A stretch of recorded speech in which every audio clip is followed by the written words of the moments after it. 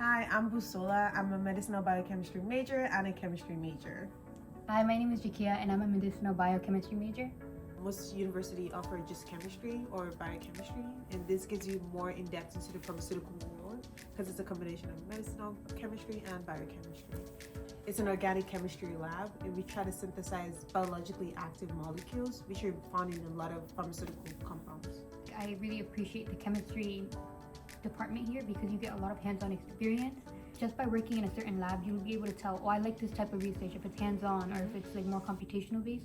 And so when you're deciding what you want to do after you graduate, whether it's to go into higher education or industry, you have like an idea of like what you want to specifically work in.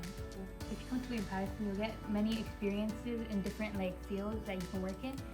You get to learn about nanoparticles, you get to learn about like organic chemistry, biochemistry, inorganic chemistry. I also think it's important to like get this hands-on experience now because it's helping you understand what you like and what you don't like. Exactly. William Patterson, since I've been here, I have not regretted a second of it. You're able to ask for help and you're able to talk to the professors more normally and more comfortably without feeling that you're going to be judged and without you feeling scared to even approach them.